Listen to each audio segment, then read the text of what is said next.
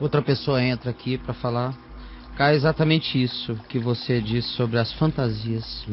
Eu me divorciei do meu primeiro marido à procura de algo que só existia na minha cabeça. E acabei por me casar com meu amante. Um homem bom, bom pai, bom marido. Porém, a nossa relação tem sido de um conflito constante. Como se ele nunca se sentisse seguro comigo. Em geral é assim. É porque o cara acha, né? Se ela fez isso, antes, ela vai fazer. Ela já deu tanto banho de cuia no ex-marido dela, por que ela não está dando banho de cuia em mim também? Em geral, os amantes, quando se casam para se perseguir, para duvidarem um do outro. Em geral. Casam sem confiança. Né? Claro, eles viveram quebrando a confiança do próximo. Quem quebra a confiança do próximo vive paranoico a respeito do Mr. Chifre sem gel. Botando isso nos outros por aí, vive com aquela angústia de que pode estar nascendo a qualquer momento e carrega um latente. Já conhece toda a trucagem do outro. E no caso, às vezes, da pessoa, quando... Esse aí é um homem falando da esposa, né? Ou é a esposa uma mulher falando que casou com o cara. Com o cara. Com o amante. Largou o marido, largou com... Mas é o marido que não confia nela. O marido não confia nela de jeito Porque nenhum. provavelmente ex-amante. Ela tenha sido aquela que mais deu jeito nos encontros. Deu nó. Ela seja a grande engendradora dos arranjos no tempo em que eles se pegavam antes de tarde do que nunca.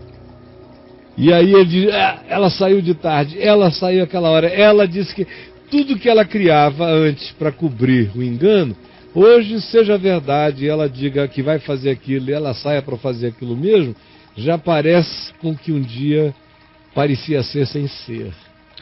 E é o pão de Gideão, voltando como bumerangue. Pão de Gideão. Aquilo que o homem semear, isso também se fará. Aí ela diz assim, mas não podemos errar uma vez e não voltar a fazê-lo? Claro que pode, a questão não tem nada a ver com objetividades, a gente está lidando com subjetividades. Faz o marido acreditar nisso. Meu Deus, só com subjetividades que a gente está lidando, então não me pergunte isso, claro, eu estou aqui por quê? Porque eu creio que pessoas se convertem, que a vida muda. Sim, senão eu não estaria aqui, claro. É só o que eu faço, entendeu? Com todo o meu coração. Eu creio em mudança. Então essa pergunta para mim nem cabe. Não cabe nunca essa pergunta para mim. Para mim não. Qual é a pergunta? Eu vivo há 41 anos que eu não faço outra coisa a não ser pregar que todos nós podemos mudar. Sim. Não é a pergunta que ela me faz. Mas não podemos errar uma vez e não voltar a fazer? Imagina, eu não estaria aqui. Quantas vezes você acha que eu já errei na vida? Não nessa área assim, mas em tantas outras. Equívocos que nem são classificados como pecados. Todo dia a gente dá a volta por cima, sacode a poeira. Não estou falando disso, querida. E com uma pessoa como eu, essa é uma pergunta que não existe, porque eu vivo de esperanças de transformação todo dia. Eu prego é arrependimento, é mudança de vida, é nova consciência todo dia. É a nova criatura, a nova criação, é o regênesis todo dia. Então a questão é outra, a gente está lidando com subjetividades, com fantasmagorias, como você mesma disse, com fantasias.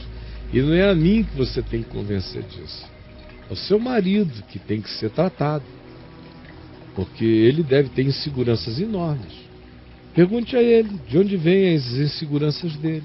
Sim. Ele tem que ter coragem de listá-las. Eu me sinto inseguro com isto, com isto, com isto. Veja o que você pode eliminar. O que objetivamente você faça e que o deixe com interpretações equivocadas ou angustiadas. E em segundo lugar, veja o que não dá para mudar porque sejam fatos da vida. Todo dia, 2 horas eu saio para trabalhar, era a hora que eu saía para transar, ele entra em crise.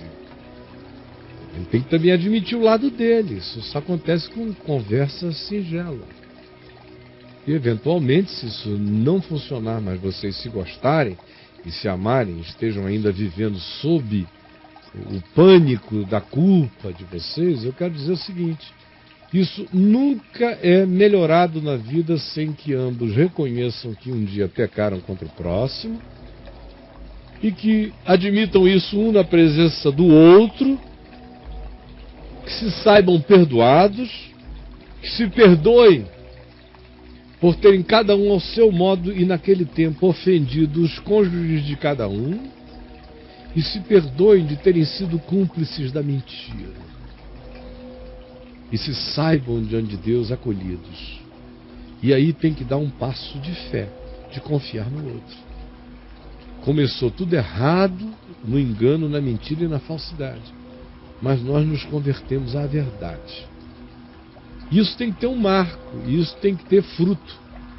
Eu pergunto, você casada hoje dá fruto digno de arrependimento? Ou você ainda pratica os mesmos vícios de dissimulação nos quais você ficou viciada no tempo da traição? E são esses vícios de dissimulação que se misturam na cabeça dele. De modo que não só você tem que conversar com ele, mas é uma boa oportunidade para você ver o que em você existe como vício do passado, como dissimulação antiga, que você não pratica mais hoje em relação a traições, a adultério com ninguém, mas você pratica em pequenas manipulações na casa e que lembram a ele todo dia que aquela mulher está viva e ativa no planeta Terra. Veja que coisas são essas, porque você pode estar pagando o preço do passado com os aplicativos que você faça a gestão dissimulada e sedutora do seu cotidiano hoje. Claro, é redundante, cotidiano. Só existe o de hoje. E aí? Cotidiano só existe.